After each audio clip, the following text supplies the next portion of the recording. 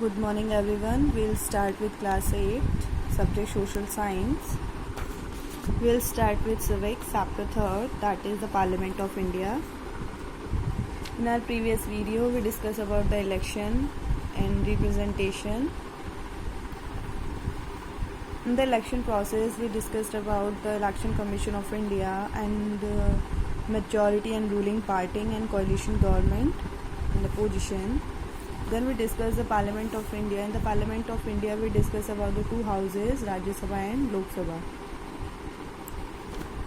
So today we are going to discuss working of the Parliament. There are usually 3 sessions in a year. First is budget session, February to May. Second, monsoon session, July to September. Third and last is winter session, November to December. Each of these sessions debate and discussion held on important national and international issues, enactment of laws, which is one of the most important functions of the Parliament, happens during these sessions. Both the houses work in close coordination with each other, yet discharge their duties independently. The schedule for each day is planned and fixed beforehand in order to utilize time and resources in the best way possible. The Prime Minister, along with her Council of Ministers, take part in the proceeding of the House and inform about the policies and the program of the government. Okay, let us understand how a bill becomes a law. First reading, a bill is introduced by a minister or any other member in either house of the Parliament. Gazette of India is a public journal and an authorized legal document. Second, no discussion take place at this stage. The bill is published in the Gazette of India. Next, second reading, the bill is discussed clause by clause and detailed discussion happen in the House. The bill is refers to a committee which scrutinize it and send it back to the House for another round of discussion. And second is amendment, if any, are proposed in the bill at this stage. And last is third reading. At this stage, the debate in the House is limited to acceptance or rejection of the bill. No amendments can be made at this stage.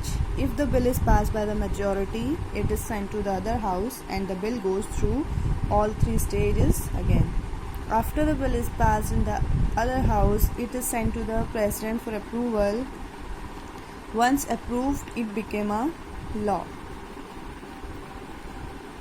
The opposition plays a crucial role in a parliament form of government. It seeks answer from the ministers, gives feedback and critically analyzes every move of the government.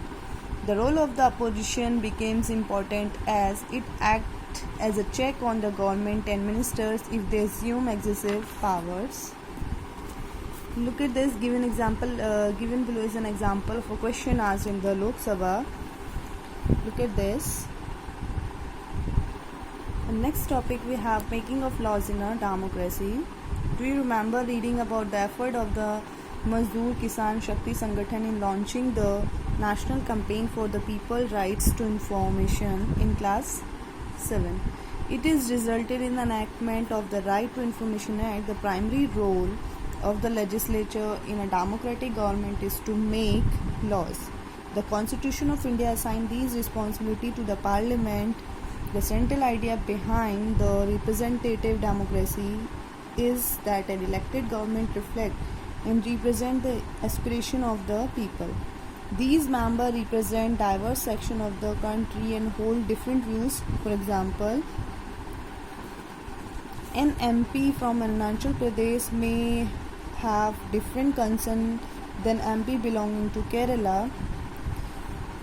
They raise their concern before the government on the floor of the House and ask the question to do the needful. This is one way of knowing the need for a particular law.